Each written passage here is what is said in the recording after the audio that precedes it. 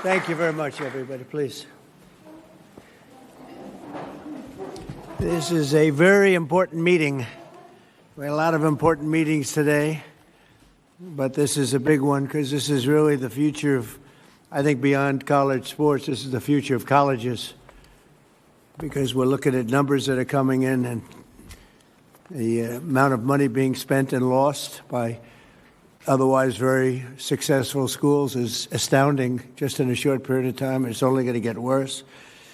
So we have to save college sports and save, I believe, colleges. We have to save our Olympic team because so many sports that are in the Olympics will no longer be represented by people that went through college and became competitive, became great at the sport. We won't be anywhere near what we were. I think it's just a very, very important meeting. We have the most important people in college sports and really beyond. And what I'd like to do is I'll say a few words. I'm going to ask Marco and a few to also say a few words. And I'd like to take your suggestions. And we have the speaker. We have John Thune is here or represented. We have some of the big politicians, senators, Congress people that can make it get approved. Yeah, because we have to go through, I I'd do an executive order. I'd love to do that. I'll probably do it anyway. We'll do an executive order. We'll see how it works because it would be I have a really nice, simple idea. But we'll go through this process and I think we'll get it through Congress. We have a good chance. I think it'll be very bipartisan. And I just want to thank you all for being here as we stand up for one of America's greatest and most beloved institutions. It's called college athletics, which is true, means so much. I want to thank Secretaries Marco Rubio, Scott Bessent, Doug Burgum, Howard Lutnick, Linda McMahon for being here, and also Speaker of the House Mike Johnson doing a great job, Governor Ron DeSantis, Senators Ted Cruz, Eric Schmidt, Leader Steve Scalise, Representatives Lisa McClain, Jim Jordan, Brett Guthrie, and Lori Trahan. Thank you all for being here. We have some great people. Condoleezza, thank you very much. I see you over there. Great to have you. Great to be with you. A very special welcome to New York Yankees President Randy Levine, friend of mine for a long time. I used to sit with George Steinbrenner in the box. It was one of the most difficult days of my life. I would always be like, he liked me, I liked him, but we both liked very few other people. And we had a good time. We won a lot of games, right, Randy? We never lost. We never lost, actually. And a great champion of college athletics, former, as I just said, Secretary of State, a woman who's really respected, Condoleezza Rice. Thank you very much again, Condoleezza.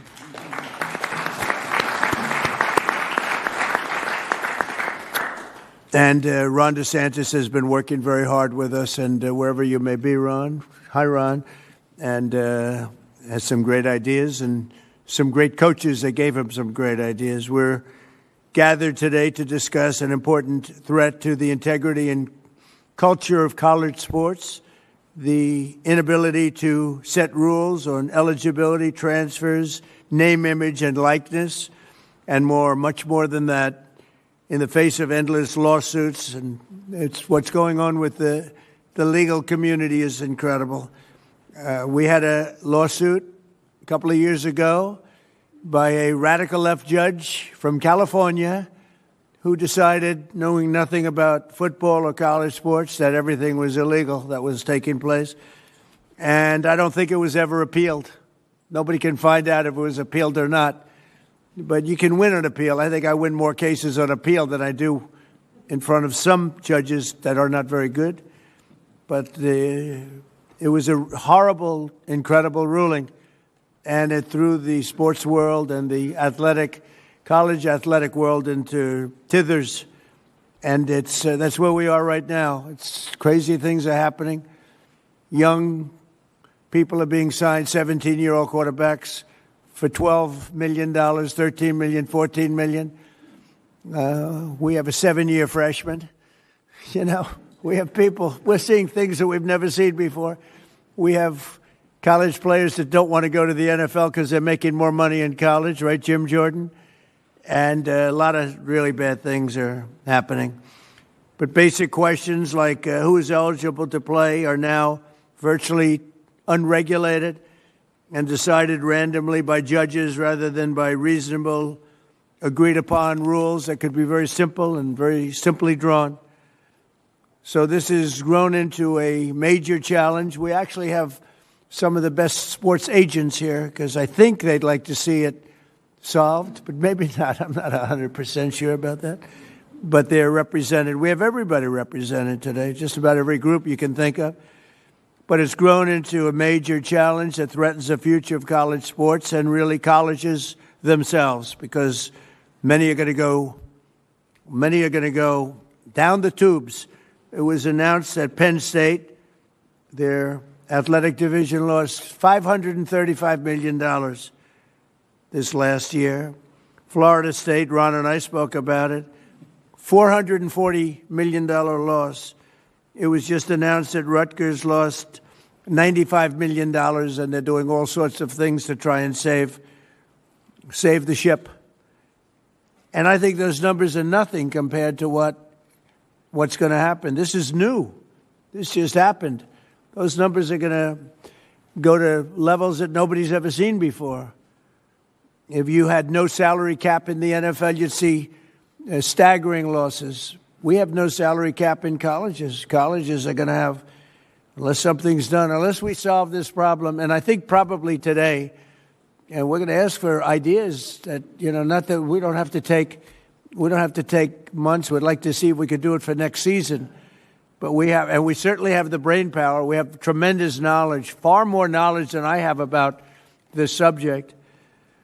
But it also poses special dangers for women's sports and our Olympic pipeline. Women's sports are being canceled all over the country, just so we understand. Women's sports are in deep trouble, other than one particular women's team. That's Miami, where I have my granddaughter on the team. They canceled men's golf, but women's golf is doing just fine. I'm only kidding. But they are canceling golf. They're canceling wrestling. They're canceling fencing. They're canceling even basketball. I thought that would be maybe immune, but it's in trouble. And it's all going to football. But ultimately, football is going to be the worst laggard of all. It's not going to be affordable. And it's going to take down practically every college. In my opinion, it's going to take down virtually every college, or every college that wants to be, they think they want to be competitive. Under the current system, educational institutions find themselves in a financial arms race for athletes in sports like football and basketball, and both of them, but basketball is being hurt very badly. It's being dominated by football. Last July, I signed an executive order to stop destructive pay-for-play schemes that are all over the place and keep college athletics rooted in the traditions that made it great. I thought we had a great system, frankly. I thought we had a system that should have been appealed, and it could have been maybe perfected a little bit. But it took close to 100 years. It was developed over 100 years. And one judge that knew nothing about sports, knew nothing about football, knew nothing about Olympics, knew nothing about anything, just decided everything was unconstitutional. It's crazy. But only Congress now, it looks like, can deliver a permanent fix. So, Speaker, you and John and everybody else, including Democrats that are represented very strongly, we can hopefully get it done. Federal legislation must allow college athletic programs to set common sense rules, simple common sense rules, without endless litigation, and establish a fair name, image, and likeness standard that eliminates the patchwork of conflicting state laws. That's the other problem. All of these colleges, they're all in different states, and all the laws are different. So you got laws that are totally different, some one way, some an entirely different way, while allowing the full spectrum of college athletic programs to thrive. It should thrive. If Congress does not take action fast, it could destroy college sports and destroy the colleges that play these sports. They'll be destroyed. They'll be going bankrupt. Everyone, so many of them. No other nation in the world has built a system that develops champions in classrooms and on the field, producing Olympic heroes, professional legends, and the leaders of tomorrow all at once. I thought the system of scholarships was great. What do I know? But I thought it was great. And just one of those things. I was with Nick Saban the other day, and, you know, his timing is exquisite. He played and he won and won and won. And when he saw this thing, he said, I'm going to get out of it. I'm not doing this anymore. He's around here someplace. Where's Nick? Where are you, Nick? Right? Now, he doesn't admit this. I said, how come you left he didn't want to go through one season? Because there's no better mind at this than that man. And he looked and he said, what a shame. What a shame. And he's going to speak about it. And I think you have some very constructive ideas, Nick. I think so. No other nation in the world has built a system like this. It's so good, and we've thrown it right out the window. And I'd like to see you go back to something maybe resembling that, and maybe pay for each player. Not such crazy pay, but just pay for each player. With every player, maybe the quarterback and the third string lineman making the same. But you're going to tell us about it. We're going to try and get it passed. Our goal is not to go back to the days where student athletes were never allowed to receive any compensation, although not the worst idea, but I think a lot of people would overrule me on that. But we must pass reforms that protect the cherished American tradition of college athletics for future generations. So I look forward to hearing from a lot of you, and I think a few of you are going to say a few words, and then we'll get to some ideas. And I don't know, maybe by the end of a long session, if we need it, I'm here as long as you need me, they came to me. They said, "You're the only one that can do it." I said, "Oh, thank you very much." I said, "Really, because I'm president." Okay, to be honest. But we have certain abilities, and we'll see if we can get it done. So I'll ask in this order. Marco, you'll say a few words, and then Speaker Johnson, Randy Levine, Nick Saban, Charlie Baker, the Governor Ron DeSantis, and Greg Sankey, Sarah Hirschland, and Pete Bavacqua.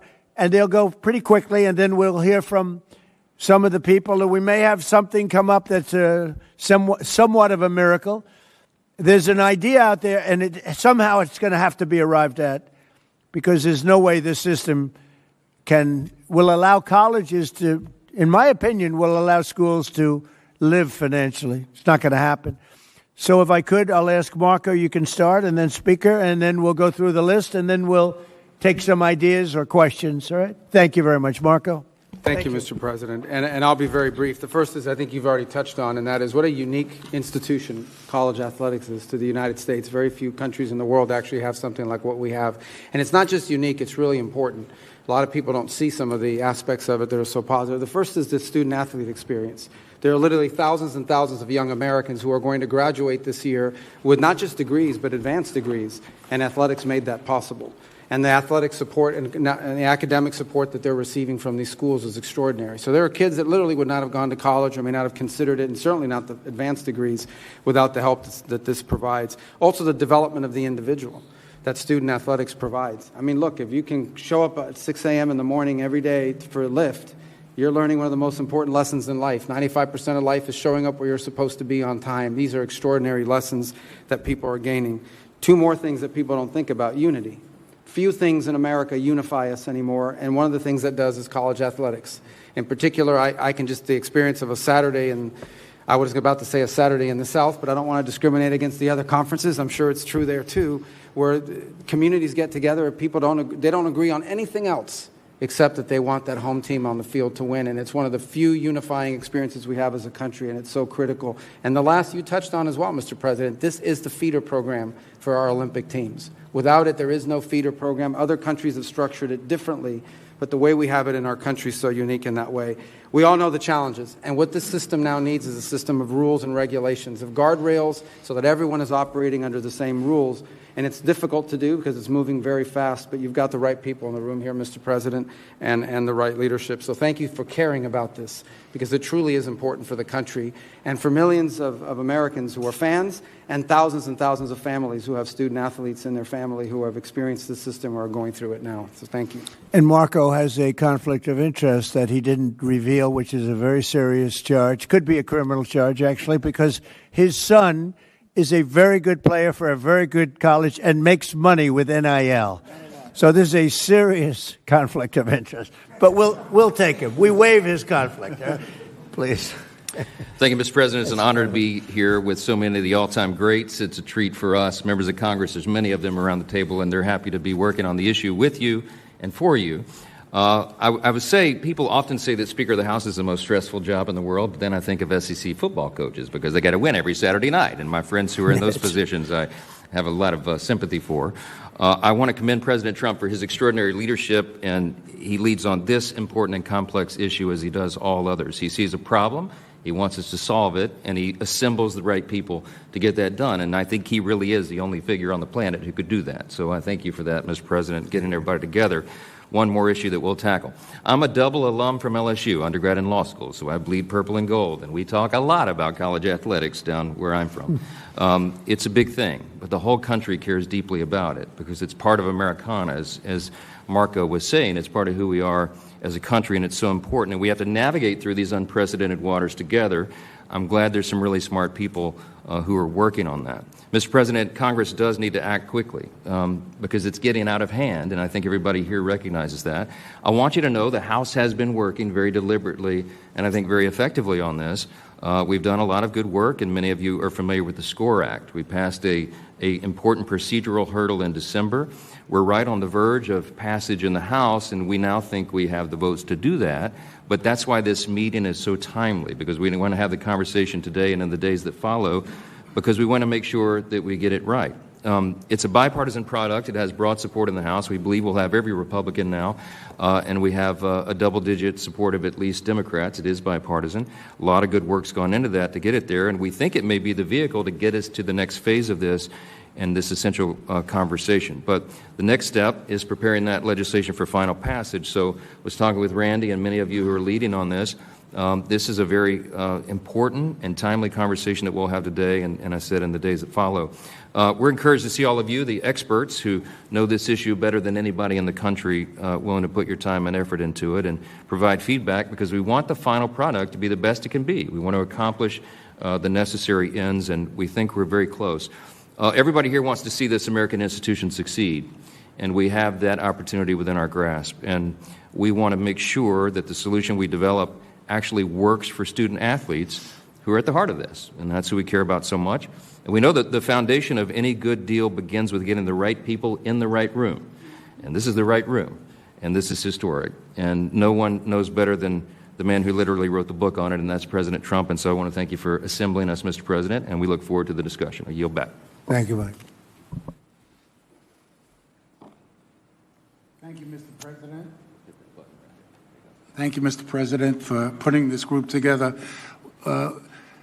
Leading up to this, wherever I would go, because I had an interest in this, both professionally what the Yankees have done and my experience on board of directors of various colleges, everybody would say over and over again, this thing is failing bad, and it's like a hamster on a wheel. It kept spinning on the wheel but never getting off. It was never done. And they told me, please talk to the president, because he's the only person who will convene a group like this in order to reach a consensus to get it done. And he agreed to do it. But he said to me, if I'm going to do it, it has to be bipartisan. And he asked me and the speaker and everybody else to make sure it is bipartisan. And it is. We have people from both parties here, and that's what has to happen. So we put this group together. Why did we put this group together? Because it's representative of the people who know the best on how to solve this issue. We have college presidents who've been living with this from all over the country. We have some of the finest athletic directors who have been pioneers in this area. We have professional sports executives. Why do we have them in the room? The answer is, as Commissioner Silva would tell you, or Hall of Famer Lou Lamoriello, these issues have been in professional sports for a long time. We have a lot of experience. I negotiated the first revenue sharing agreement in baseball. Caps, revenue sharing, distribution, all of those things are what we live with every single day. So maybe we can share our experience and transport it here, as long as it's in the context of college sports. There's one group that is missing, but they won't be missing from the final product, and that's the student athletes themselves. This group, as we move on, you can be assured we'll be talking to the student athletes and all their representatives to make sure their voices is clearly heard. You know, time is of the essence. People have told me they've been to Congress 15, 16, 17 times. One group goes in, the other group goes in, and nothing seems to get done. Time is of the essence. Besides the numbers the president talked about, I heard a story from one of the great professional athletes on the Yankees, one of our great players yesterday. And he went to a great university, and he said to me, thank you for doing this, because every day I got asked for more money for NILs, every single day. And what happened is I gave money for an NIL for a quarterback who left the next year. Meanwhile, a friend of mine, daughter is on the rowing team, and she lost her scholarship, and she's an Olympic hopeful, and now she has to pay her own way. That's just not right. It's really not right, and it has to be fixed. So, Mr. President, thank you for bringing this group together.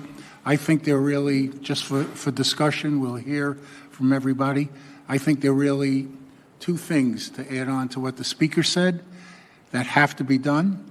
One, there has to be an antitrust exemption, because Everyone in the room has to be able to talk to each other, all the conferences, the schools, the presidents, everybody, without getting sued.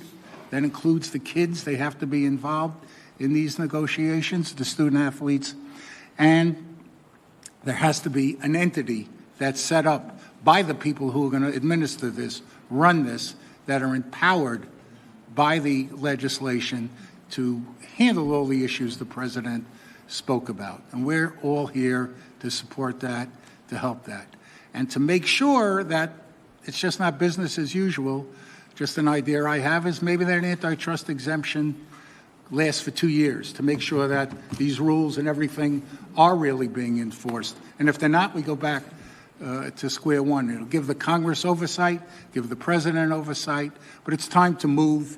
And Mr. President, I couldn't agree with you more. Thanks to your leadership, we got to move this really, really fast. We have ESPN and Fox here. They're probably the biggest payers in this entire thing, and the fact that they're here and their voice is heard is great. So, Mr. President, only you could pull this off, and we're grateful. Thank you very much. Thank you very much, Randy. And Nick Saban, please.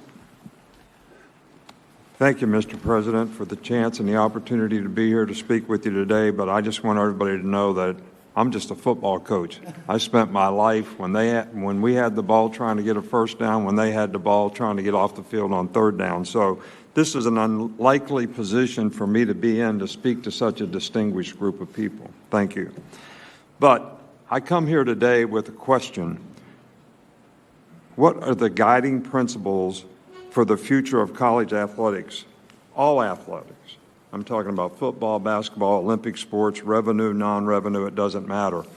You know, my goal as a coach for my players, for our players, was to help them be more successful in life, that we would create an atmosphere and environment that would help them through personal development, academic support, 668 degrees in 17 years at Alabama, and help them develop a career as a football player. That was our goal, so that they were creating value in life and we were preparing them for their future past athletics.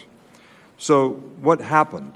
You know, in this current system that we have, that became impossible to do because people, instead of making decisions about creating value for their future, they were making decisions about how much money could they make at whichever school they could go to or transfer to. So I think we have a challenge here today about the ramifications of this current system, on how it helps players be successful in their future, and how we can impact and create a system that will help and preserve the opportunity for student athletes to be able to have success in their future beyond athletics. So we need to develop an effective system of revenue sharing, authentic name, image, and likeness, authentic being you have marketing value, which now we have collectives, which just create opportunities, which just become pay for play. Eligibility issues where we have guys playing 6, 7, and 8 years. So you have 25 and 26-year-old people playing against 18 and 19-year-olds, which is not healthy. Transfer rules. We have over 4,000 people in the portal. Fans don't like it. Support groups don't like it. It's not really healthy for players in graduation to transfer several times in your career. You really put yourself in a pickle in terms of your ability to graduate. So I think we need to come up with a system, and we obviously have to do it with the president's leadership and also with Congress probably, whether it's antitrust legislation or whatever it is, to allow student athletes in all sports, including women's and Olympic sports, to enhance their quality of life while going to college, but still provide opportunity to advance themselves beyond their athletic career, which is what the philosophy of college athletics and getting a college education has always been about. And how much does anybody talk about getting an education anymore? Nobody talks about it at all, which is the most important thing any of these student athletes can do in terms of enhancing their future. So thank you very much. Thank you very much, Nick. Charlie Baker. Well, thank you very much, Mr. President. I especially want to thank you for putting me in the lineup after the most legendary college football coach of all time. And I really want to thank you for your interest in this issue and your commitment to it. And I also want to thank you for the work that your administration has done on a number of different issues, working with our team and with many members of the folks who are in this room today. Today there are more kids playing college sports than at any time in our nation's history. There's 556,000 student athletes across all three divisions playing on behalf of 1,100 schools. And those 1,100 schools are second only to the United States of America in terms of the amount of financial assistance they make available to those student athletes. It's over $4 billion. That's also the biggest number we've ever invested as a community in the student athletes who attend our schools. There is a lot that is right with college sports, and anybody who watched the Women's Olympic Championship game between Canada and the United States would know that, among other things, all of the players on both of those teams were former college student athletes. All 46 of them from both teams that played in that championship final. Women's sports has grown dramatically. The visibility of women's sports, the viewership of women's sports, the attendance at women's sports, the investments in women's sports have all gone dramatically up over the course of the past 10 years or so.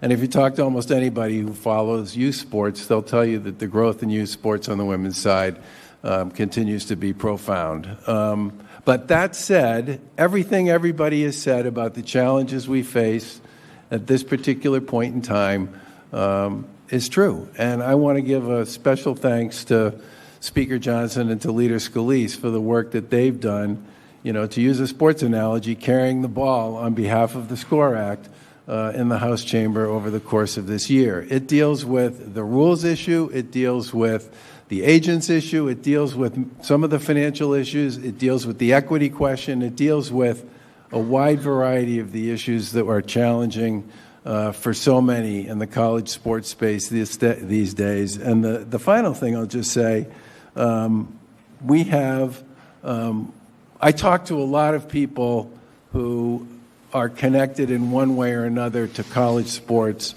both in this country and around the world, because they have children who attend college here in the U.S. And over and over and over again, the thing I constantly hear is there's nothing like college sports anywhere else in the world. And you are so lucky to live in a country where you have a system that works for young people the way this one works for young people here. So I'm deeply grateful for your commitment to this issue. I'm thrilled by the folks you've managed to put around this table. I agree with others who said there's probably nobody else who could do that.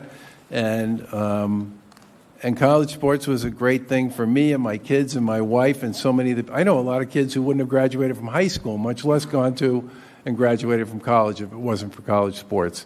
It's a truly unique American jewel, and we should do all we possibly can to ensure its success for the next generation and the generations after that. So thank you again for having us all here today. Thank you, Charlie. You're doing a great job. Appreciate it.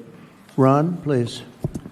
Well, thank you, Mr. President, for doing this. I mean, you have pedaled to the metal on so many different issues, from national security to border to energy, and you're not taking the pedal off any of that, and you could be forgiven to say college sports is important, but your plate's full, and you just added it to all the other things that you're doing, and I thank you for that, because this would not get done without your leadership. No one else could get this group together. No one else could work with Congress to be able to do it.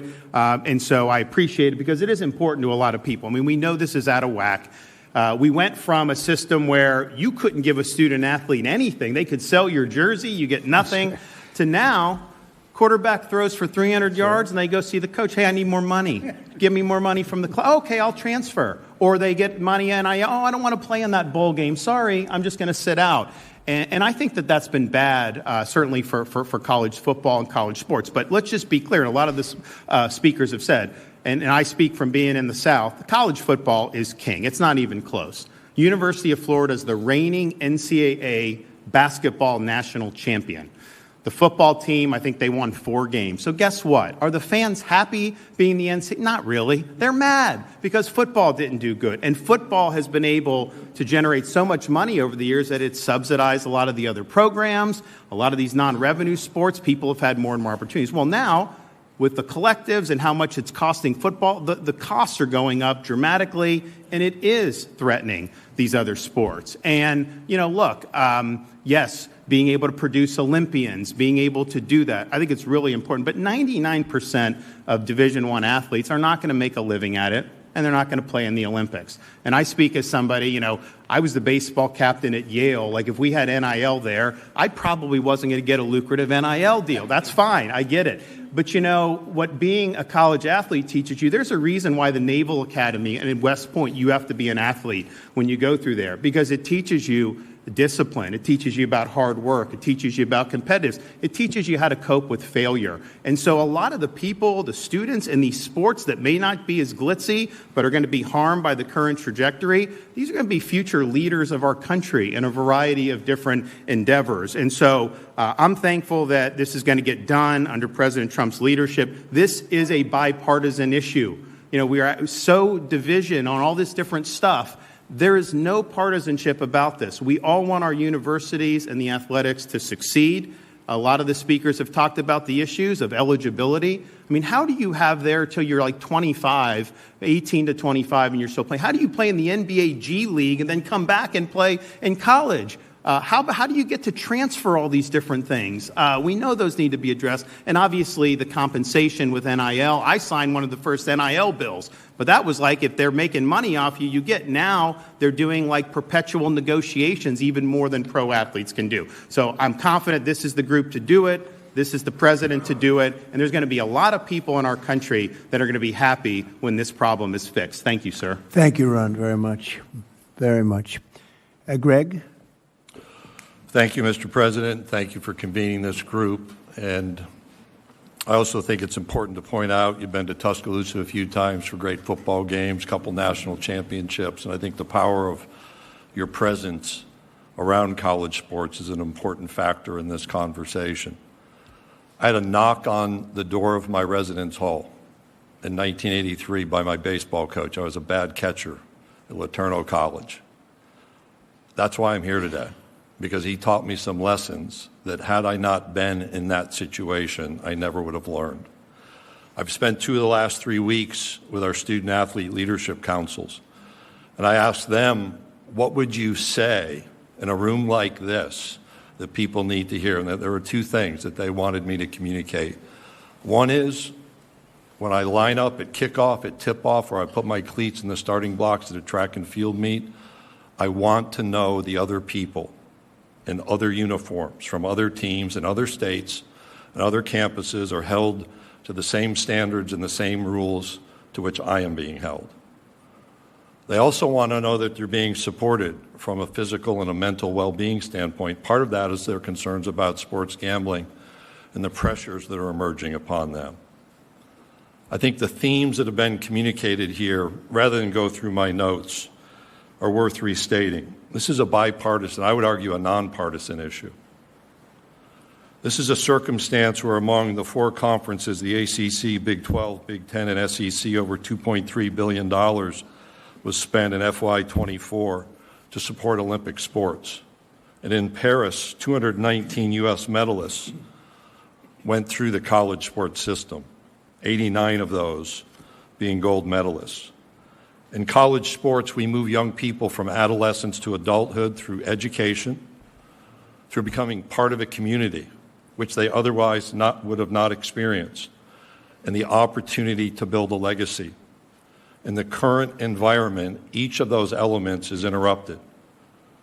Transferring 4 or 5, I have a basketball player in my league on a 6th campus, does not provide educational achievement opportunities like we should demand.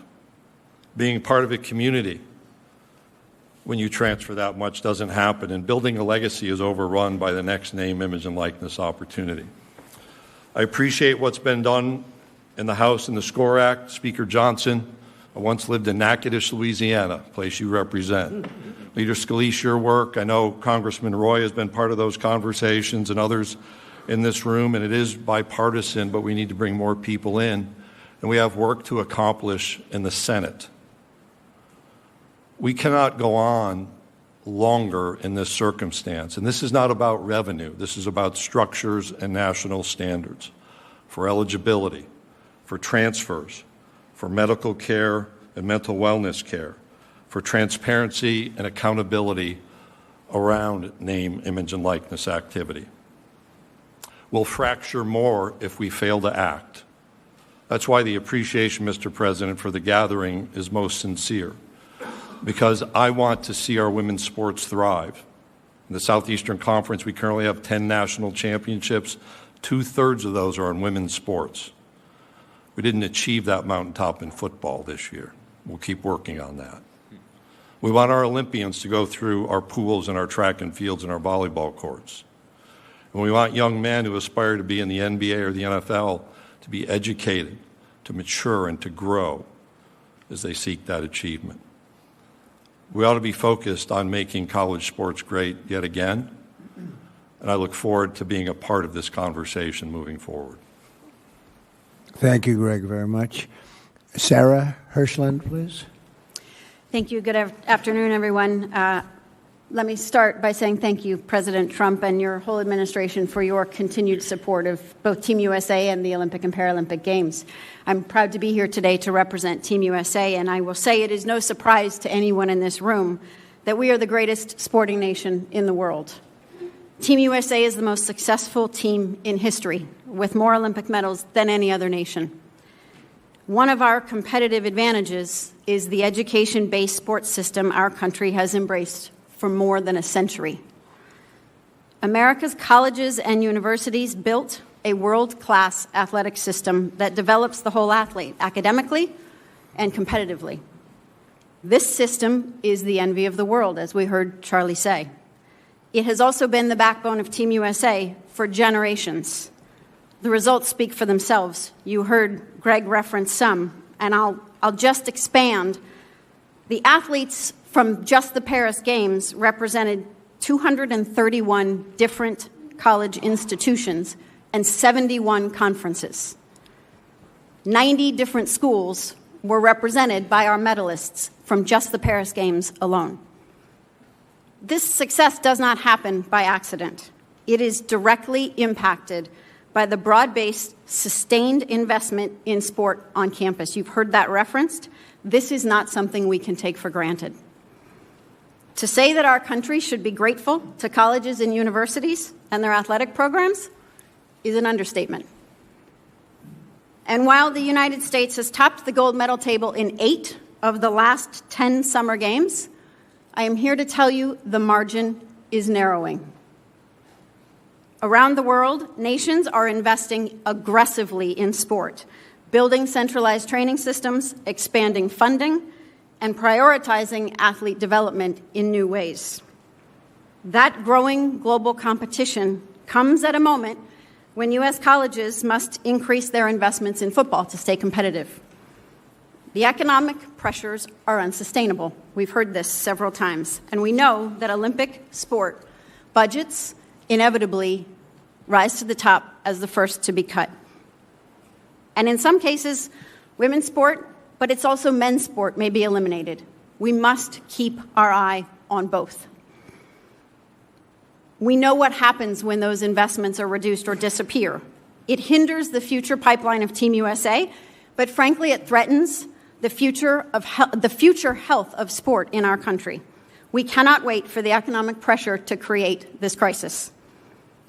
We stand here today, Team USA, in solidarity and partnership with the collegiate sports community to encourage Congress to pass legislation that stabilizes the foundation of sport on campus and ensures a healthy and robust ecosystem for student athletes across a wide array of Olympic sports and football, which is kind of coming to the Olympics. Let me conclude by assuring you that American athletes are ready for this global challenge. In fact, we welcome it. But the pursuit of excellence deserves a system that continues to invest in them. Thank you, Mr. President, and to our congressional leaders, to the college administrators, and to the many representatives across the sports industry who are here today. We value your commitment to sport, and we welcome your partnership. Thank you, Mr. President. Thank you very much, Sarah. And we'll conclude with our little early speeches, but we'll hear everybody that wants to, if you have an idea, if you don't have any ideas, maybe you don't bother, okay? But if you have something good, and maybe what we're talking about with the SCORE Act, it seems to have a lot of support, but we'll talk about that. Pete Bavacqua, please. Hey, Mr. President, thank you. Thanks for having us all here, and a special thanks on behalf of Notre Dame for your kind words about Coach Holtz. I know he was a dear friend of yours, so we appreciate that. And this meeting is important. It's timely. I think everybody around this table knows that we need help to straighten this out. We need the help of Congress. In this post-House world of NIL and compensation, we're finding ourselves in a situation where college football, particularly men's basketball, women's basketball, but particularly college football, I don't think it's any secret that people understand that so many of the decisions around college sports are driven almost solely by college football. And college football is certainly important to Notre Dame. We make no secret about that. But it's become a runaway financial train. And if it continues to be that way, even the healthiest of universities are going to have to make incredibly difficult decisions that are going to impact women's sports and Olympic sports. There's simply no way around that. So we need regulations. We need financial transparency, and we need repercussions. People's feet need to be held to the fire. And I talked to Coach Saban before we entered into this room, and we were talking about the transfer portal. And Greg mentioned it as well, but when you have young men and women going to 3 schools in 3 years, 4 schools in 4 years, the student athlete, and they're student athletes, they're not just athletes, and we're forgetting the academic part, we're forgetting the student part. And if you're going to 4 schools in 4 years to make a few more $100,000 on each stop, where when you're 21, 20 years old, you think all your financial troubles have gone away, you're going to find at the end of that college experience, you're not going to have an academic degree. That money that you thought you could rely on for the rest of your life is going to be absent by the time you're 23 or 24, and you're going to have the rest of your life, you're going to find yourself in a very difficult position. So we have to talk about financial transparency, and we have to restate the importance of the student-athlete experience. We can't forget that, because the percentage of people that can go on and play in the NBA, the WNBA, the NFL is extremely low. And it's the importance of that academic degree that you get throughout your student-athlete experience that's going to serve you so well for the rest of your life. And quite frankly, I think if we can agree on regulations with real repercussions, and we go down the road of a free market enterprise where college football continues to be a runaway train financially, I think there's got to be a commitment that if you're going to spend X on college football and Y on men's basketball and Z on women's basketball, you should be required to pay some sort of percentage of that to reinvest into your own Olympic movement within your universities. So I think this meeting, as I said, is important. I think we're coming to a point where we're going to be at no return if we don't get our act together and try to speak with one voice and solve this. So thanks again, Mr. President. Thank you very much, Pete. So maybe we have to start with a base, because I'd like to say the base should be what we had before, which worked so well for so many years with scholarships. When I heard Charlie say the kind of numbers that was paid in the form mostly of scholarships, that was pretty impressive. But maybe we can't go back. Maybe we have to go forward. And what's happened is sitting here with Jim and some of the people that are talking about the SCORE Act, maybe that should be the base, and maybe we should work off that. But if anybody has any ideas, I'm just noticing all of the divisions, all of the people that have supported it, including the NCAA, the 31 Division I conferences, 23 Division II, 22 Division III, all HBCU conferences. I mean, a lot of, and a lot more than that. So maybe that can be a base. That's the SCORE Act, which I know it's been, Mike has worked on it long and hard. We have a great guy, Jim Jordan, right here. He was a great athlete. He was virtually undefeated in college wrestling, virtually. I don't know. There was probably one bad night, I think, Jim, right? But he was some great athlete, some great wrestler, and that sport is being, torn apart by what's happening right here. Well, it sure helped when you came last year, Mr. President. Sure helped when you were at the NCAA championship last year. Right. if we could go and if somebody would have some suggestions. Mike, do you like the idea of using this as a base and we work off the base, or would you like to start from ground zero? Well, I think I speak on behalf of the legislators around the table that worked really hard on the SCORE Act and many who have been involved and brought their ideas to the table. Our fear is that if we begin from scratch, I think everyone around the table understands this could take a long, long time. A lot of the debate and discussion and deliberation has gone into this. I got this one-page summary I'm happy to pass around. I assume most people around the table know the basic parameters of the bill and where we are. But the idea would be that if there are, Randy and I were speaking earlier before we went into the Oval Office, there may be some ideas to enhance it or make it better. We want to have the best possible product. I mean, maybe, Mr. President, I think that's a good suggestion. We begin from that. For lack of a better idea, if anyone has a better base that we should begin with, we're open to it. But I'm looking at some of my chairmen of the committees of jurisdiction, and everybody's worked really hard on this. And our majority leaders down at the end of the table, Steve Scalise, has kind of helped quarterback this, pun intended, to get it through the process. And if you have specific questions about specific points or parts of that legislation, we're happy to answer that. But maybe that's part of the discussion. Maybe we could, maybe the question is not a rhetorical one, but a question for all of you. Does anyone have any big concern about what is currently on the table in the SCORE Act, or have ideas on how to improve it? Would anybody oppose? I mean, most of you have studied the SCORE Act more so than I have. Would anybody feel strongly opposed to starting with the base of the SCORE Act, which has gone through a lot? You would oppose it? Go ahead. Well, first, I'm Lori Trahan. I represent Massachusetts and appreciate being invited to this today. And I'm really happy to hear you talk about women's sports in particular. I played Division I volleyball at Georgetown. That's changed my life. And so really have spent a lot of time on college sports. And I think I'm the only Democratic legislator in the room. I'm not going to pretend to speak for all of them, but I do think we want to solve college sports as much as everyone here. I think one of the issues that we had with the SCORE Act, I look at this as we've got some revenue issues and governance issues. The SCORE Act, in its codifying the House settlement, really hurts women in Olympic sports. We've already seen a number of programs cut across the country.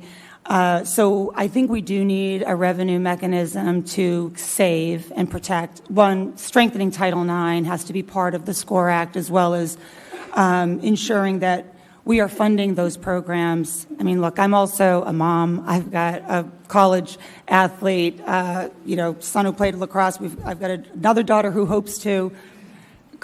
Sports is the lifeblood right now. People are they're playing sports at record levels at the youth league. If this is any time we should be expanding opportunities for sports, it's right now. And I think one thing that the SCORE Act represented, it was just a consolidation of what we have today, which is the SEC and the Big Ten. No offense, Greg and Tony, but all the money really is going to those two conferences right now, and we need to address the revenue issue. I know there's been some proposals as far as modernizing the Sports Broadcasting Act. That could be one. I'm open for discussion on that. And then certainly making sure that we have a strong federal standard for NIL. A patchwork of laws does not work. I couldn't imagine signing my letter of intent and having to study up on every single state law and who offers what. But making sure that we have athletes' voices mandated at the table. They're not here today, so I do feel a responsibility to represent those 560,000 athletes who are not here right now, but making sure that they've got recourse if their NIL rights are violated or not upheld. But let me just say again, I would love to work, and maybe the SCORE Act is the right vehicle, that we continue to tweak so that it has a path in the Senate as well. I know that there's a lack of consensus on many of the governance issues, but we'd like to solve that with everyone here today. Thank you. Thank you, Mike. You might want to respond to that. Well, there's some good points made there for sure, and I think everybody has the same intention as we want to protect women's sports as well. And I got 2 daughters. I would be remiss if I didn't acknowledge that. But with regard to the patchwork of state laws, as many of you probably know, the SCORE Act addresses it because it creates a national NIL standard, and then it allows the associations the authority to make rules on transfers and compensation caps and the things that are really burdening the system. And then it protects those rules from being challenged under antitrust laws. So we create an exemption there for that. So I think there are a lot of thoughts gone into how to address it there. But, I mean, again, we have no pride of authorship here. We want to have the best possible product. So, I mean, the authors of the bill are open to good suggestions. So, yield back. Anybody, please? Yes, Steve? Thank you, Mr. President. I appreciate you bringing everybody together because I think we're all here because we have a passion to protect college sports, and we've recognized that with this wild, wild west mentality, it's not healthy for the future of college athletics. And so bringing structure back and really bringing the ability for the schools to govern themselves again is what our intention was from the very beginning. We started this a few years ago.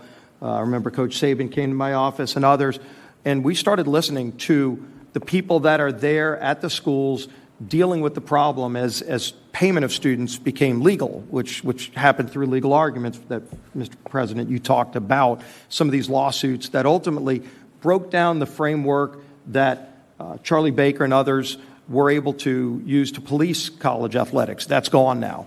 And so how do we put that structure back? So we listened to the schools, we listened to the different conferences, all the different conferences. We talked to a lot of student athletes. We have a number of student athletes in Congress who played different sports, who are co-sponsors of the SCORE Act, and came to this from that same approach, saying, as somebody who played athletics or somebody who just has a passion. I lived in Tiger Stadium my second year at LSU.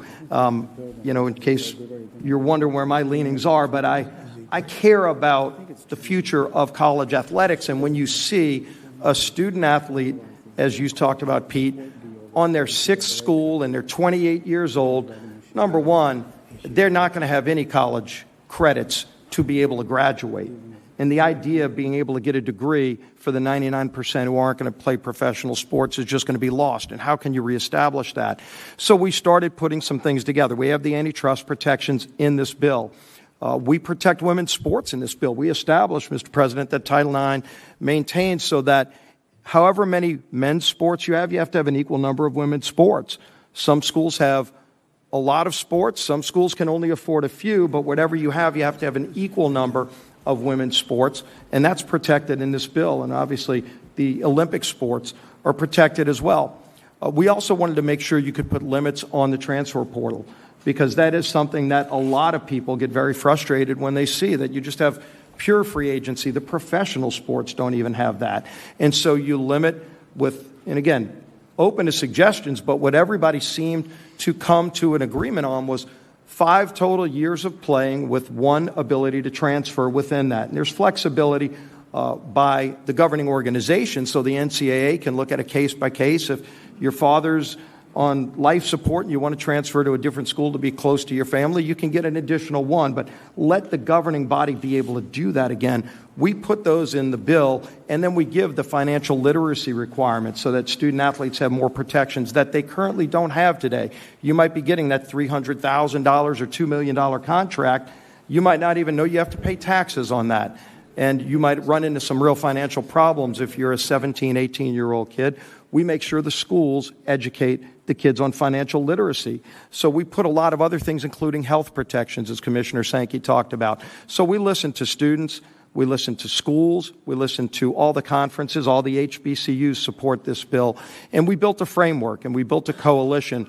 We're right now at a point where we've got more than a majority in Congress supporting this bill, including, as the Speaker said, double-digit number of Democrats who support this bill. So it's a bipartisan coalition. We absolutely will take more input, but only input that grows the coalition, not detracts from the ability for student athletes to get that structure that they and the schools need. That's what the SCORE Act does. We want to move on it soon.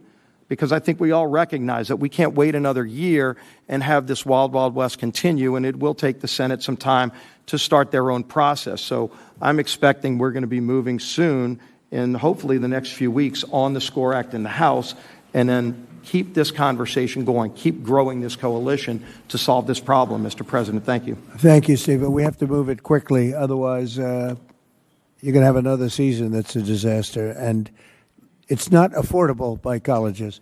Next to you, Steve, you had something to say? Thank you. I did. Thank you, President Trump. My name is Jim Phillips. I'm the commissioner of the ACC. We welcome Kai this fall. I'll be your commissioner, so we'll look forward to seeing you out watching her play. I went on a college campus 30-some years ago and never left until I became commissioner. And I will tell you, we need your help.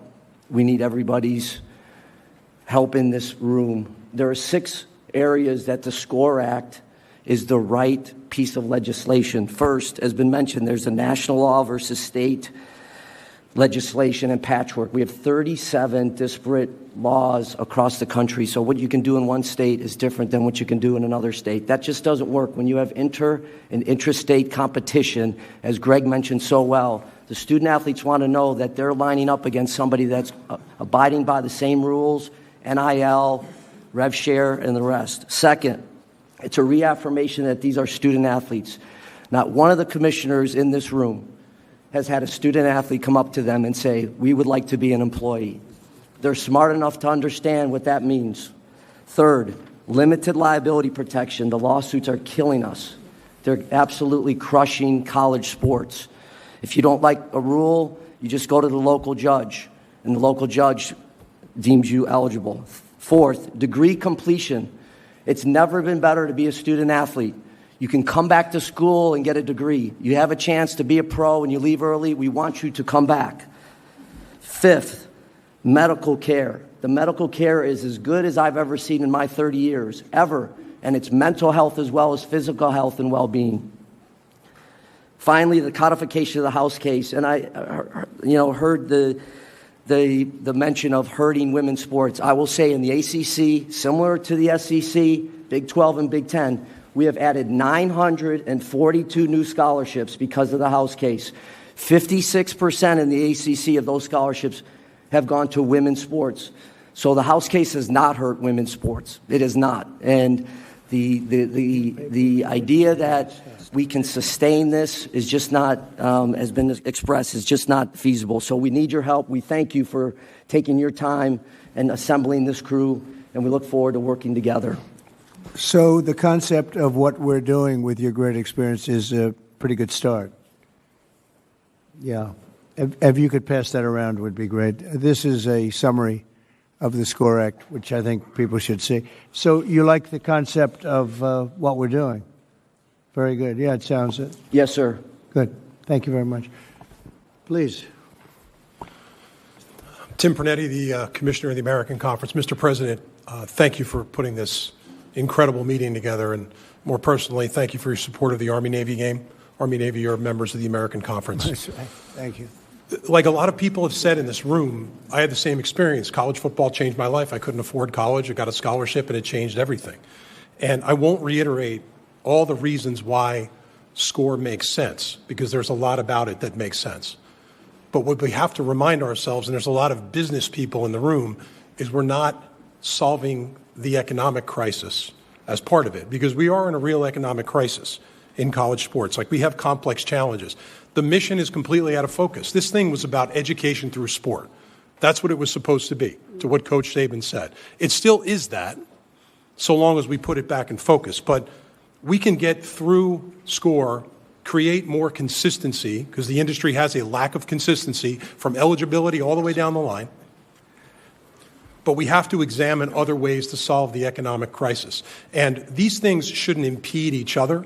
And I know it is a very hot-wired topic, but looking at the opportunity for the industry to bring together valuable commercial resources in the future, such as unifying their media rights, is something that should be examined.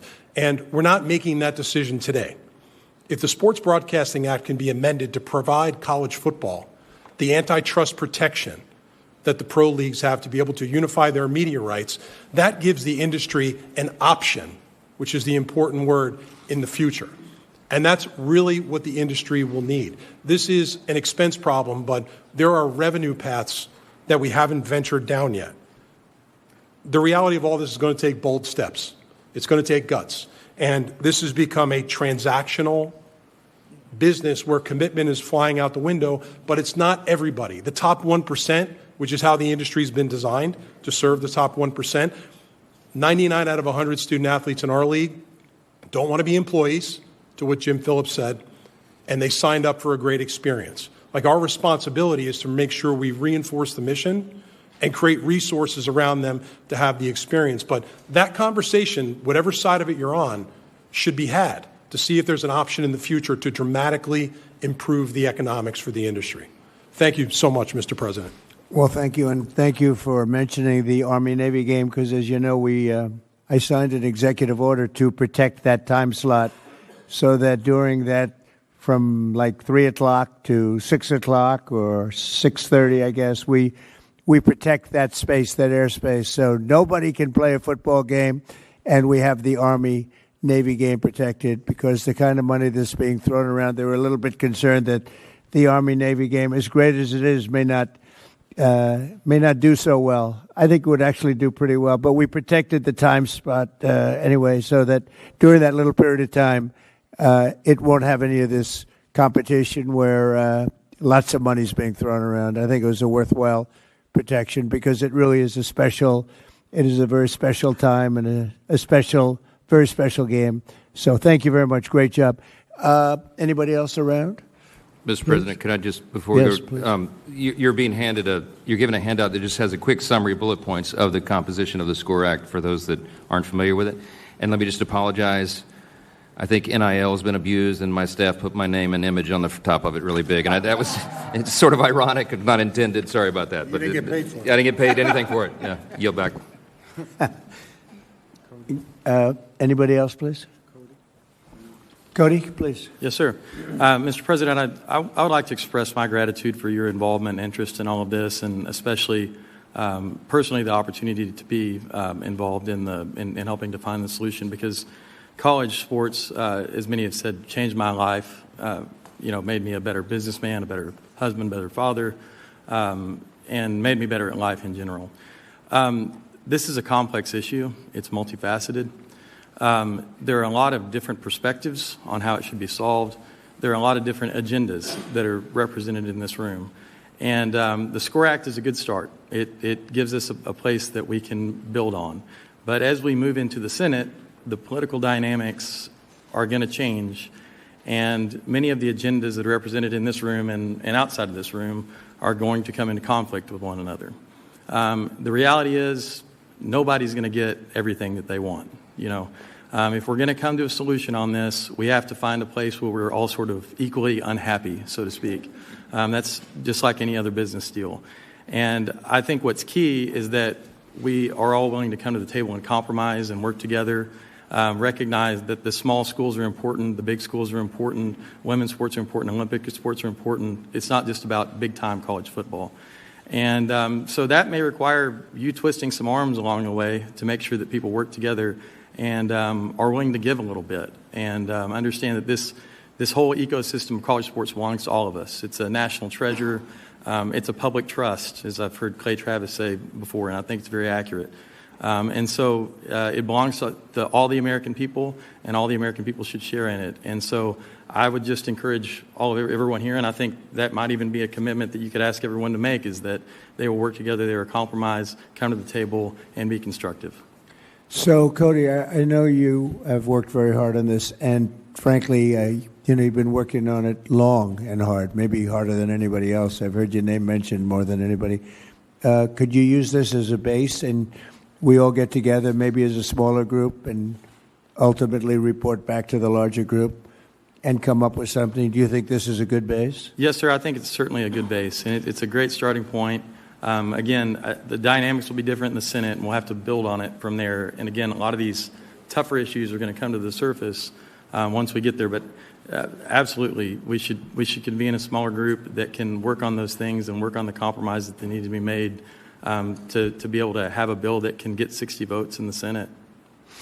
Is there any way we could go back to the old system, which I thought was fantastic, and do something with some compensation for the players and simplify things so that you'd go back to a scholarship system plus some compensation, more minimal, but, a lot for a player? I mean, for the most part, they would consider it to be a lot, whether it was $75,000 or $50,000 or maybe more than that. But you go back to that wonderful system that I thought we had until this judge decided to just throw everything out the window. And it's been worked out for years and years, and it was finally honed. And then all of a sudden we're sitting in this crazy neverland where colleges are losing hundreds of millions of dollars, and in many cases not even putting out competitive teams. It's incredible. Is there any way that can work? Coach, we were together, and you had some pretty strong ideas. How would you feel about that? As a coach, well, first of all, thanks for having us. And Thank you, Coach. I speak on behalf of so many of my former colleagues that I visit them now, and they're a mess. I don't see coaches sticking around longer. The coaches are getting paid very well, so they leave and enjoy their life because what they're dealing with is the loss of a locker room. You take away team, and our country's in trouble. My two girls played college volleyball, and one of the greatest interviews I've ever witnessed is she's at Georgia Tech and said, I learned so much more on the volleyball court than I ever learned in any classroom, which I agree with. So I actually think it's a simple fix. And it's not simple unless we get antitrust protection, because the NCAA, when I was growing up in the profession, if you violated a rule, that was a problem. You'd lose your job. And that was made very clear.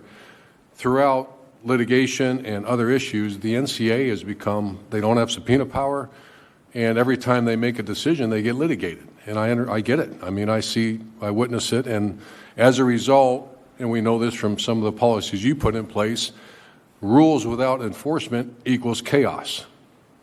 You don't need new rules. We got plenty of rules. Enforce them.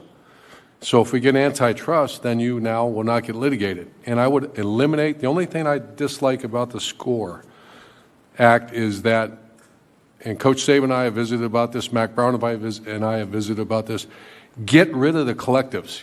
That's cheating.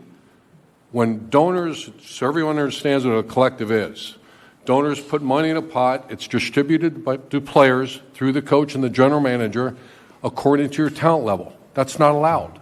Not supposed to do that. That's called pay for play. So there's a revenue share that the universities get through their television contracts, and I know it goes up every year. That's their only that's the only thing they're allowed to do for their student athletes. They can distribute that however they want. That's still pay for play.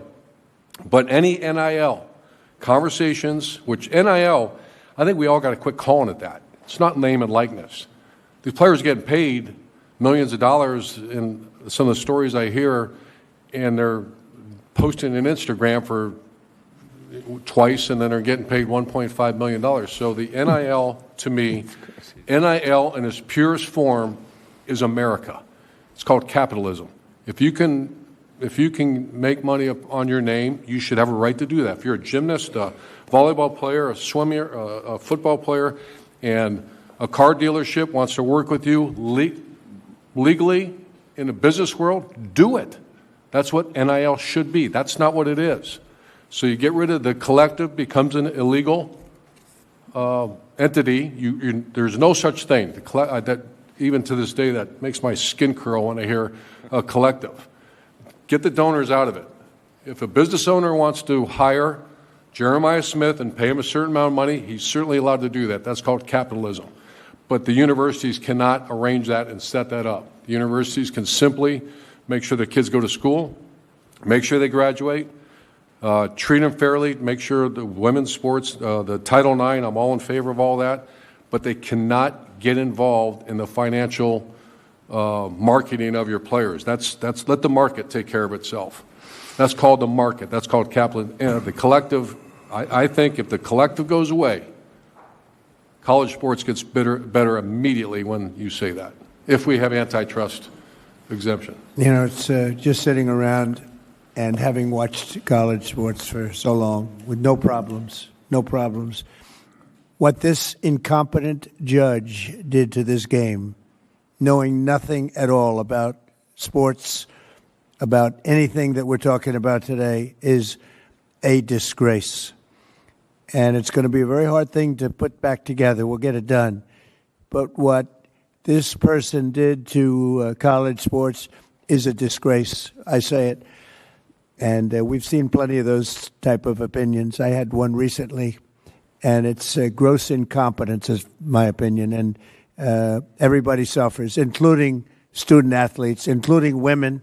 Women are really taking the brunt of it, as what you were saying before. It was so perfect for women. It was so great for women, the way it was. And now we have to come up with a whole new scheme to satisfy people. And there are going to be some unhappy people. And it was working before. A person that knew absolutely nothing about sports made a ruling, and she turned the whole thing upside down. And it's really a disgrace. You want to know the truth, a damn disgrace. But we are where we are, and we'll figure something out. And it won't be easy, and it won't be as good. In my opinion, it won't be as good as what you had before, including for the students that were getting great scholarships. And, you know, some went on to professional sports, and most of them didn't. But they got great education. They got it for free. And they had a lot of fun going to college, and they learned a lot. And they had great coaches, many of whom are around the table. They learned more from those coaches in many cases than they learned in the classroom. So, yeah, I appreciate what you say. Don't forget, when these donors or collectors or whatever you want to, all different names for different people, but as that money comes in, that's also money colleges aren't going to get. You know, they're giving money to players as opposed to giving maybe to the college to keep a lot of colleges going. And that's pretty tough also. But it's just a shame, because I got involved just recently, and I looked at what's happened to colleges and to college sports. And it is colleges, because the colleges are going to go out of business, many of these colleges. When I look at what a person that's a judge was able to do to destroy colleges and college sports that was so good, no problems, it's very, very sad. And in some ways, I'd like to just go exactly back to what we had and ram it through a court if we have to, because I'm not sure you're ever going to come up with a system that's comparable to what you had.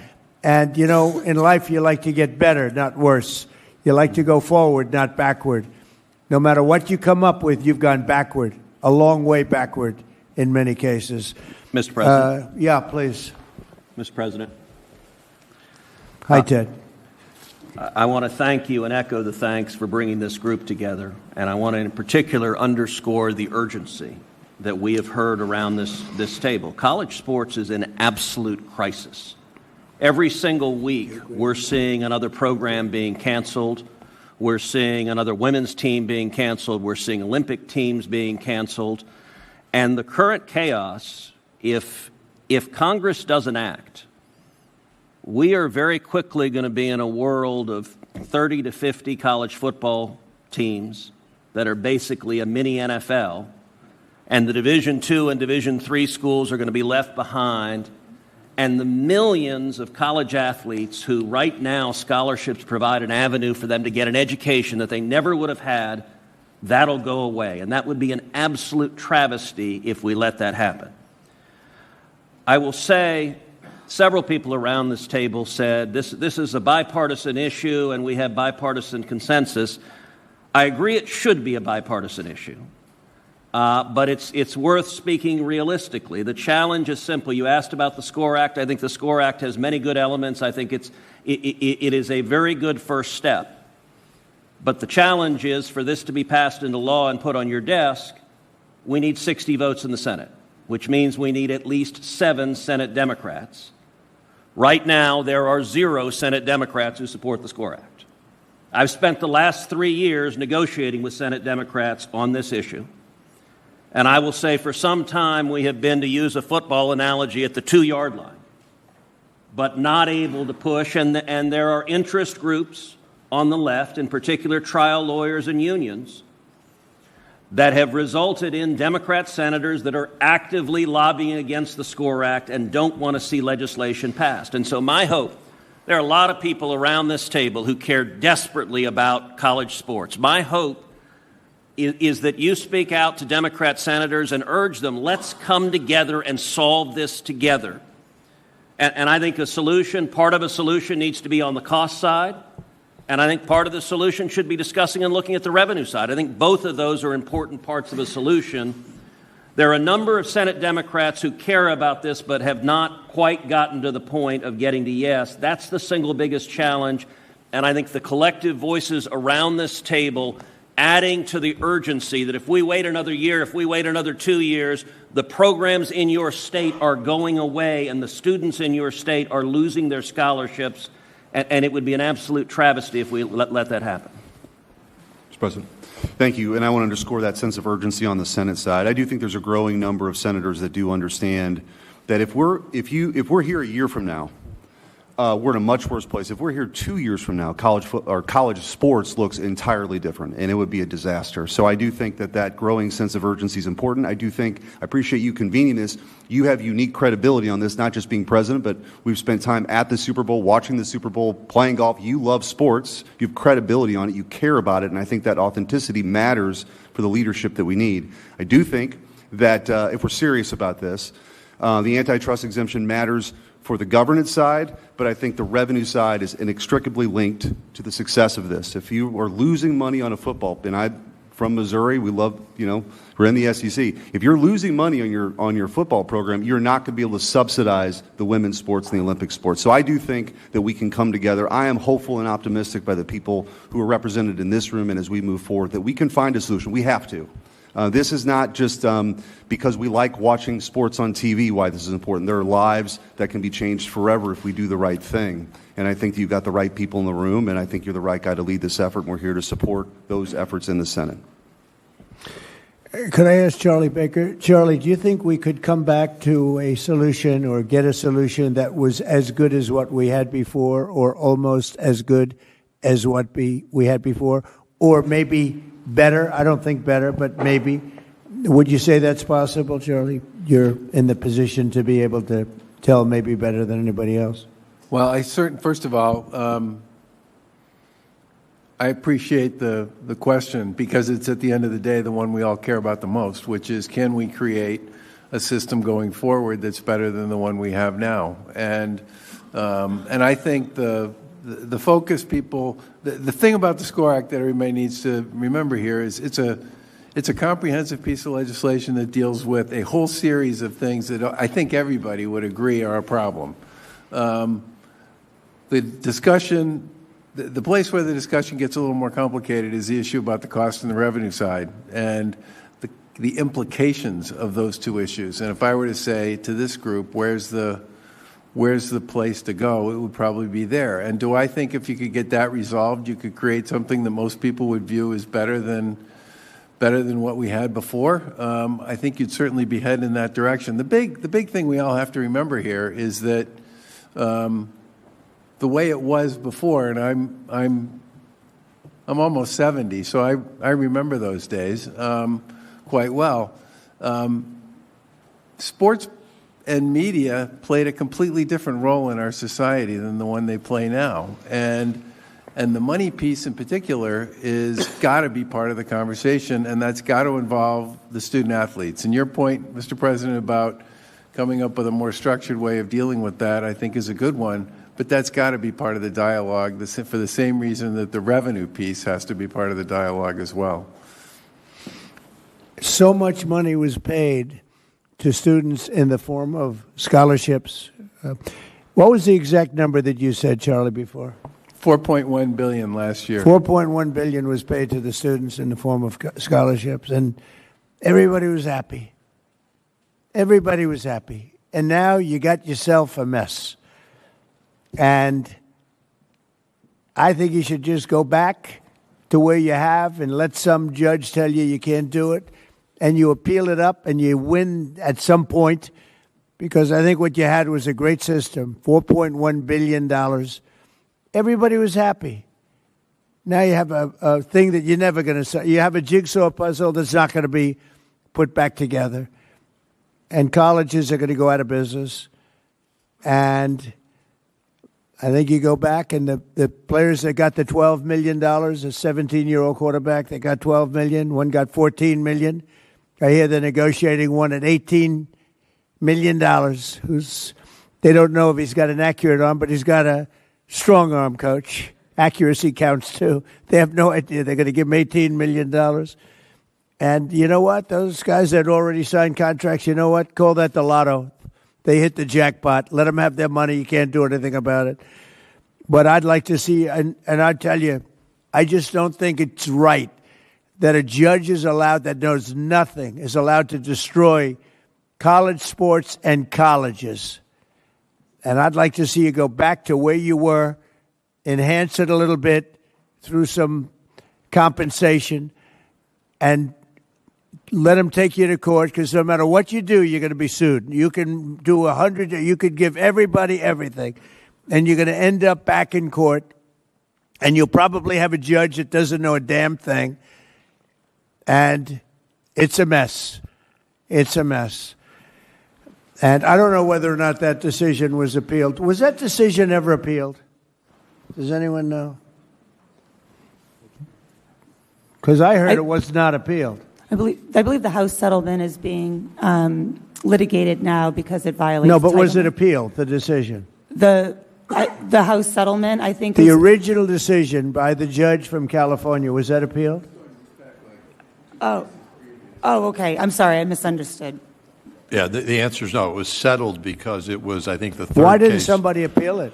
The prior case, which is Alston versus the NCAA, was appealed to the Supreme Court, and the Supreme Court found 9-0 against the college position to defend the old system. So that's, I think the answer is the antitrust piece is the inherent problem in trying to create caps and limits. That's it. So the Supreme Court was responsible for this? I'm not the one who's going to say that. I'm not bold enough to say that, but I'll at least acknowledge the problem. 9-0. 9-0. Was the Supreme Court responsible for this? 9-0 and Kavanaugh supported. It's a shame. It's a shame. Yes, sir, please. Mr. President, thank you for bringing this esteemed group together. I have a bit of a unique perspective because for most of my career I was in professional sports. I became the commissioner 3.5 years ago. I found a system that quickly was defined by unlimited free agency and no salary cap, in complete chaos. I am, and representing the Big 12, we are very much in favor of the SCORE Act. I like to say it's progress over perfection. And it provides, no different than what Commissioner Phillips said, the core principles of what we need to move this thing forward. One thing that we didn't discuss so far today was athlete protection rights, which is obviously part of the SCORE Act. And there's a component there about regulating sports agents that we need to really look at. Now, I know we have some agents in the room, and I have a lot of respect for that industry. But right now, they are taking full advantage of our student athletes. Usually in the NBA or the NFL, it's a 3 to 4, maybe 5% commission. In some cases, they're charging over 20%. We talked about the portal.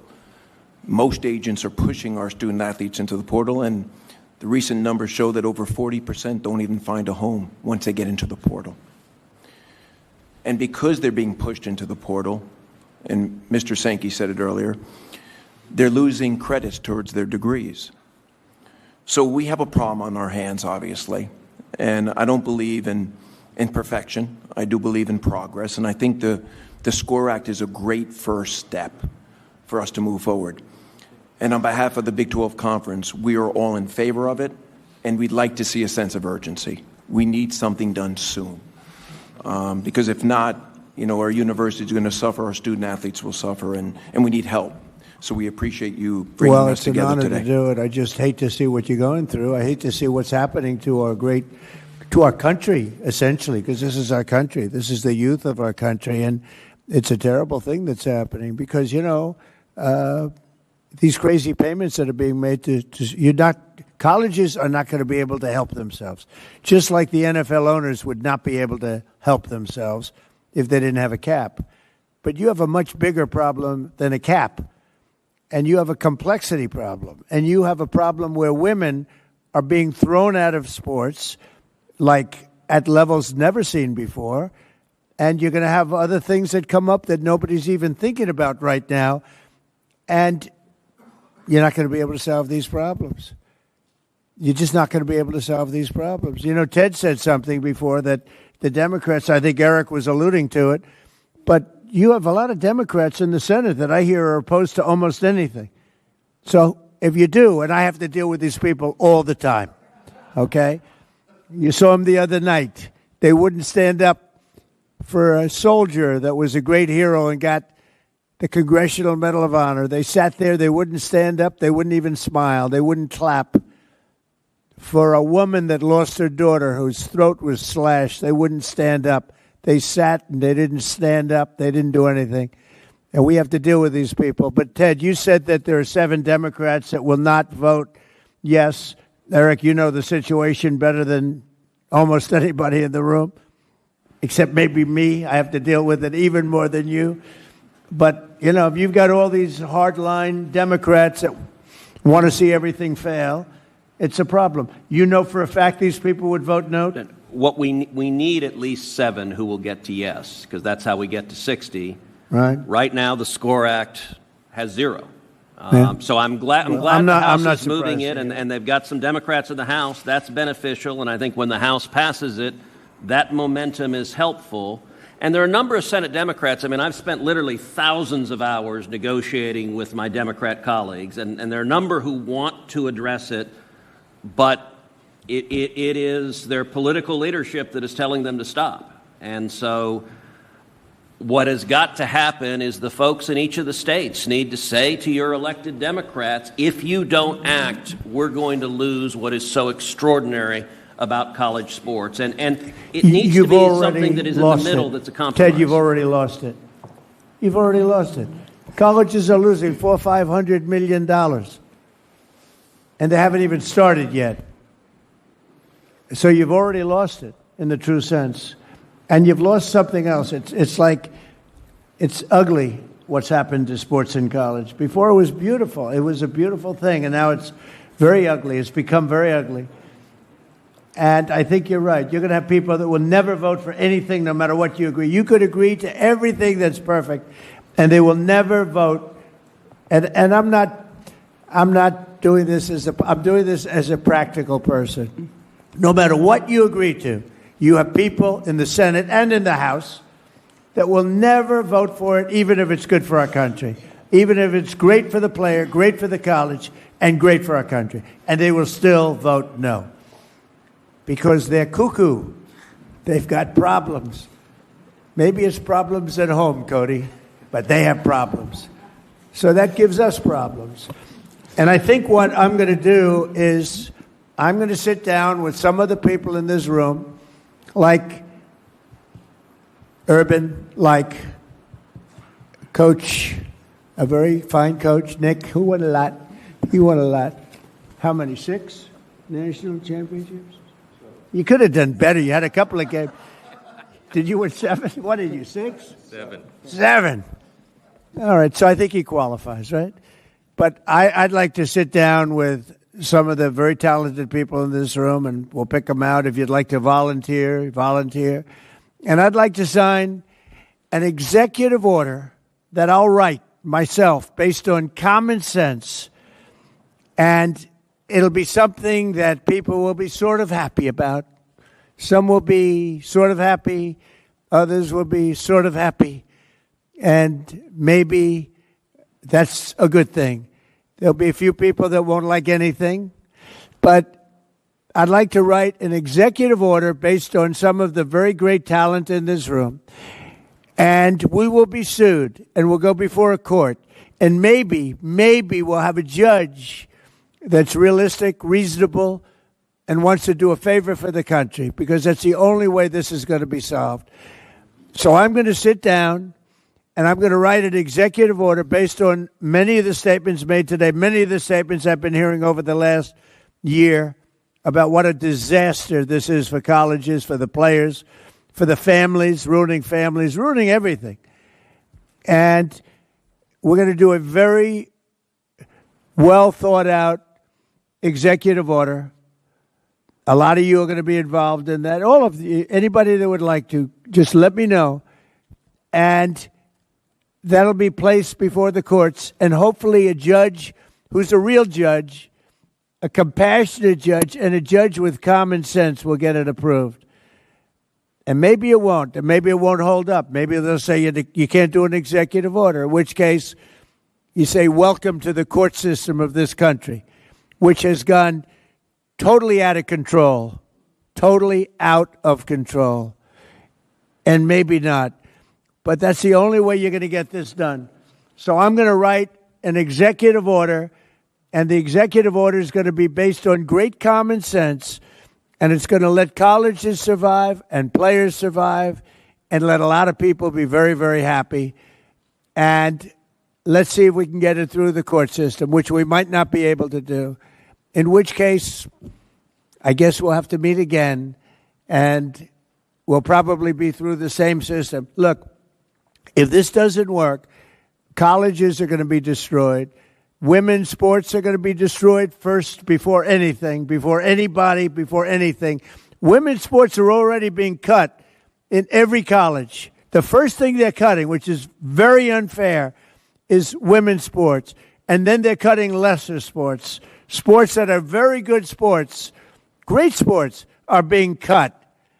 And you're going to be left with football, and the football is going to lose so much money that the colleges are all going to go bankrupt. All because of a bad number of decisions made by courts, including, I guess, the Supreme Court. If you say it was a bad decision in the Supreme Court, I think the Supreme Court ought to be ashamed of itself for a lot of reasons, okay? A lot of reasons. I got to live with these people, and I say this, and they'll only vote bad, and I couldn't care less at this point. They have hurt this country so badly because they haven't had the guts to do what's right.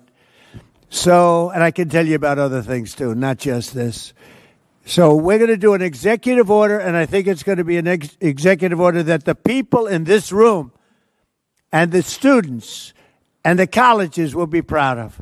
Whether or not it holds up in court, I can't tell you that. But you're not going to get it through the Senate, and you're probably not going to get anything through the House because you have a bunch of lunatics that you have to deal with, Mike, and better you than me. Go ahead. Well, I applaud the effort for an executive order, and I think everybody around the table is grateful for that. Might I suggest, Mr. President, that while you're using the Article 2 authority, that we still work in the lane of Article 1. The playbook has to be wider than that, I think. And so what I would suggest, and humbly before everyone here, is that we take, I think almost everyone around the table we've heard today believes that at least the SCORE Act is a base to work from.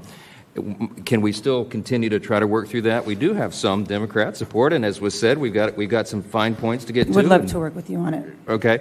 And what I think is, and what I was hopeful for, is that the leaders around this table, representing such a broad array of interests and groups around the country and both parties, that the influence, collective influence of I hate the word collective, Coach Meyer, I'm sorry, I keep saying but the influence of all the people around this table could help us get some of those critical, Democrat votes in the Senate. And I don't think we should or could abandon that effort. We try it. I'm an optimist. I think you go both ways. Yes. Let me do an executive order. You go ahead and play games with these people. Okay. Okay? We'll give it the quarterback effort. Give it a shot. Okay. And maybe the fact that we do the one helps you get the votes in the other. Okay? Right. Does that sound okay, Randy? Yeah, I think so. And I think at the end of the day, Mr. President, as you've heard here, we need an antitrust exemption. And the only people who can do it are the Congress. And I heard from all the senators and the representatives. And I agree the SCORE Act is a start. But with your leadership, I really do believe we can move the ball. I have ideas. Brilliant people here have ideas where we can add on it.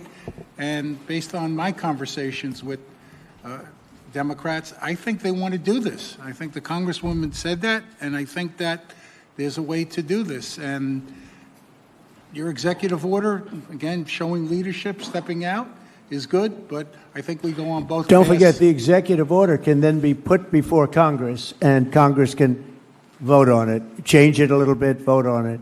but I'm looking to do it straight and let Congress go a different path.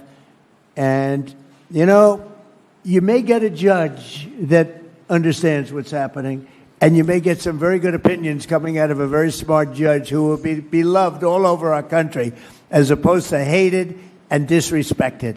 So that's it. So, Randy, could I ask you to do the following? Either a sampling of them or get everybody in some form, come up with a proposal, play with the SCORE Act or do something different than the SCORE Act, but maybe you use the SCORE Act as a base. I separately will get some of the people in this room, and we're going to do a really good executive order. And maybe Jim will put that executive order in front of the Senate and the House. And who knows, maybe we get a vote, and maybe we don't. But I'm talking about not even going before the Senate and the House, just having an executive order where we'll be sued and we'll go before the courts, and here we go again. But I think at the same time, you go down a separate track. Is that all right? Okay? Is that okay? Good. Other than that, we've had a great time. Can I? The press will take one or two questions, please.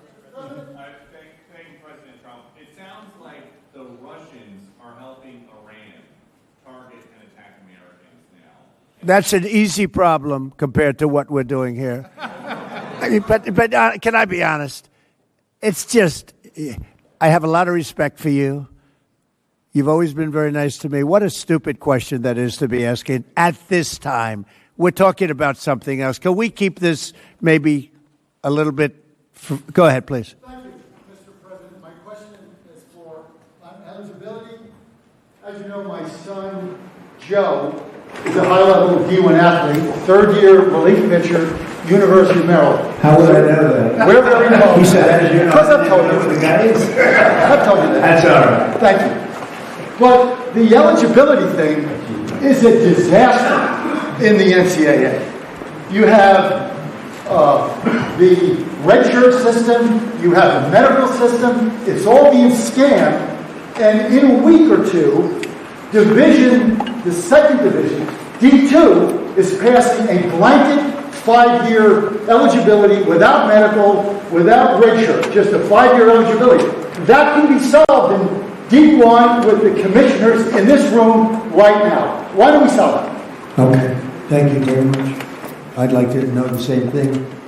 You know why you're not going to solve it? Because we've had some very, very bad, incompetent decisions. Things that were routine before, that were solved long before.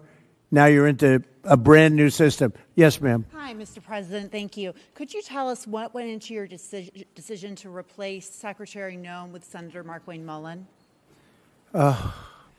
Is it possible to stay on this subject just for once? You know, just for once. Boy, oh boy. Anybody have any questions on this subject? Thank you, Mr. President. What is your timeline for either the executive order that you just mentioned or the legislation that the members I of will Congress have an mentioned? executive order within 1 week. Well, and would it'll it be take very, effect before it'll the be fall very semester for colleges and all-encompassing. And we're going to put it forward, and we're going to get sued, and we're going to see how it does, okay? But I'll have an executive order which will solve every problem in this room, every conceivable problem, within 1 week. And we'll put it forward. We will get sued. That's the only thing I know for sure in life. And we'll see how we do in the court system. Would it take effect, sir? But the courts have destroyed. The courts. Yes, sir. Think about it. The courts, a bad court system has destroyed college sports and colleges in this country and a lot of lives. Mr. President, yeah, please. Mr. President, how will your executive order be different from the one that you released in July? You mean than the SCORE Act? Well, it'd be a lot different because I don't necessarily agree with the SCORE Act. I don't know it as well as some people in this room, but I disagree with some of the things in the SCORE Act. No, the executive order you released in July, how will this one that you're writing this week be different? It'll be more comprehensive. That was put out as a test, as a feeler. This will be much more comprehensive because we've all learned a lot in the last pretty long period of time, 6 months or so period of time. I think we could do a very good document. I think we could do a document that works from a common sense standpoint. Whether or not it's going to hold up in court, who knows? Honestly, it will depend on the judge. Maybe we'll get a wise judge. There are wise judges, too. We got some very brilliant, wise judges. Maybe we'll get lucky. In the room. Why aren't there any student athletes in the room? What did you say? Why aren't there any student athletes in the room? Do you want to answer that question? Randy?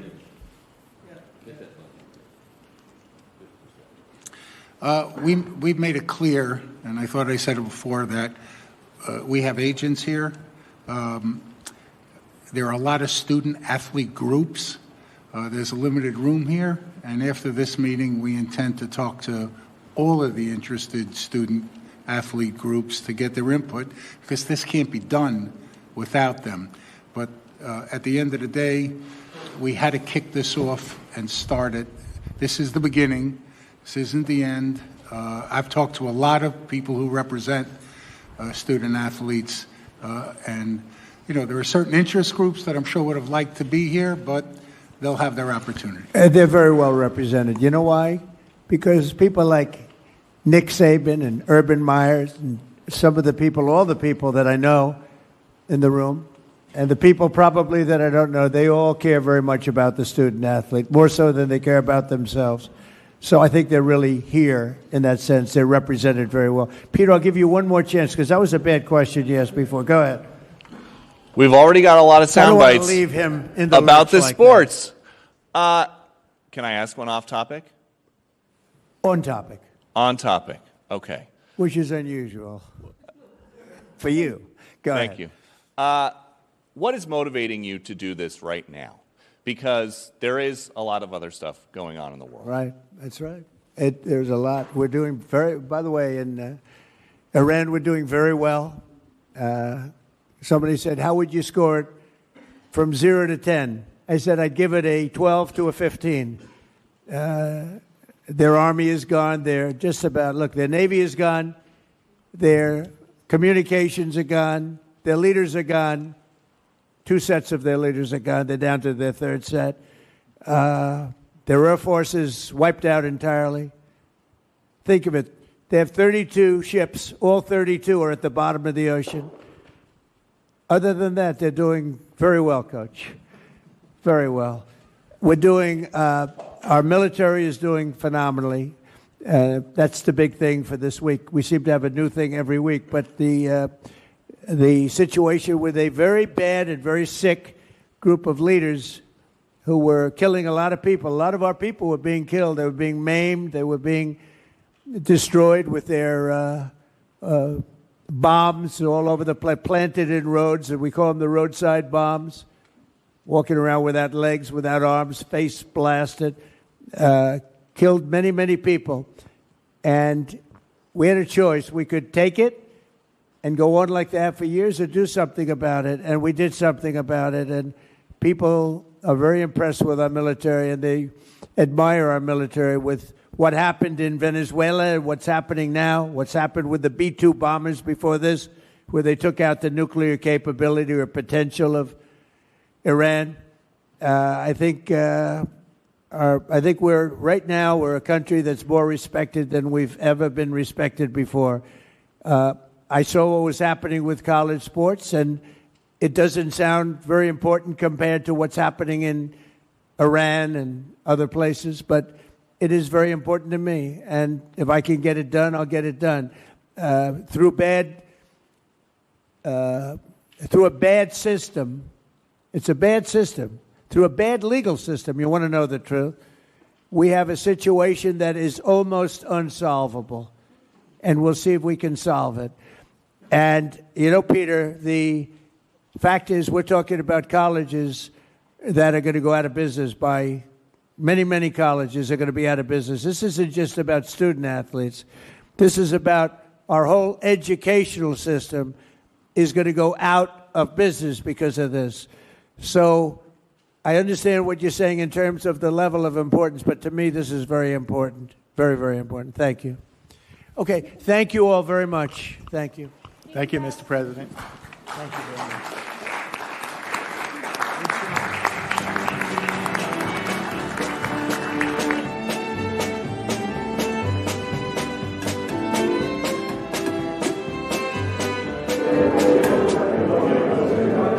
Just stop my mic, hold on.